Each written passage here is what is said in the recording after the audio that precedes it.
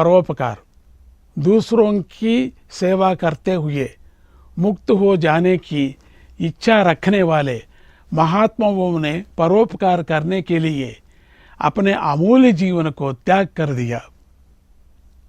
देवताओं के लिए अत्यावश्यक उपकार करने के लिए दधीची ने अपने शरीर को ही त्याग दिया।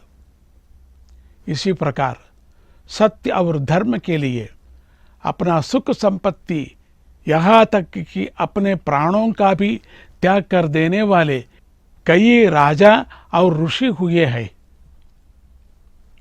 आज के युग में भी ऐसे त्याग पुरुषों के दर्शन होते हैं।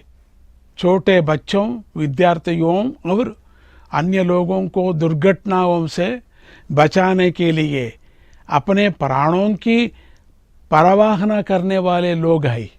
त्याग भाव को प्रोत्साहित करने के लिए आज की सरकारें ऐसे लोगों को सम्मानित और पुरस्कृत कर रही हैं। बाढ़ के समय, तूफान के समय विपत्तियों में फंसे हुए लोगों की रक्षा करने वाले कई युवक हमारे सामने हैं। उनके त्याग भाव की प्रशंसा करने चाहिए। मणिपुर का मयूरध्वज नामक राजा था। एक बार अश्वमेध यज्ञ के लिए छोड़े गए धर्मराज के अश्व को उसने बांध लिया। धर्मराज की सेना को उसने युद्ध में पराजित कर दिया। यह समाचार श्री कृष्ण और अर्जुन को मिला। तुरंत वे ब्राह्मण वेश धारण कर राजा के पास गए और बोले, हे राजन, हमारी रक्षा कीजिए। हमारे पुत्र को एक सिंह ने पकड़ लिया है। हमारे अनुरोध करने पर उसने कहा, यदि राजा अपना शरीर दे दे तो मैं इस बालक को छोड़ दूंगा। राजा मयूरध्वज ने उनकी प्रार्थना स्वीकार कर ली और शरीर त्याग के लिए तैयार हो गया।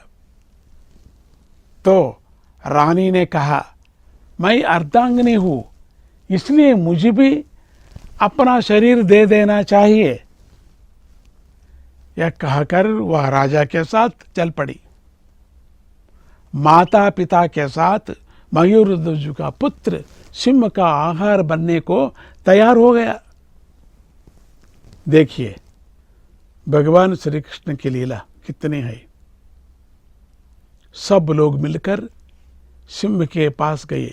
उनको देखते ही सिंह ने कहा, रानी और पुत्र को राजा के शरीर के दाएं हिस्से को काटकर मुझे देना चाहिए। रानी और राजकुमार तैयार हो गए। तब राजा की बाई आंख से आंसुओं की धारा बह निकली। तब श्री कृष्ण ने कहा, दुखी होता हुए दिया जाने वाला दान हमें नहीं चाहिए। राजा ने कहा, यह बात नहीं, दाई भाग को ही मोक्ष और मेरे लिए मोक्ष नहीं है क्या? यह कहकर बाया आंख रो रही हैं। यह बात सुनकर उन ब्राह्मणों का दिल पिघल गया और उन्होंने निज स्वरूप में दर्शन दिए और राजा को आशीर्वाद दिया। इसलिए कहती है, परोपकारार्थमिदं शरीरम। अच्छा है, ये श्लोक का ये कथा बहुत अच्छा है। कितनी अच्छी उदाहरण है ये कथा।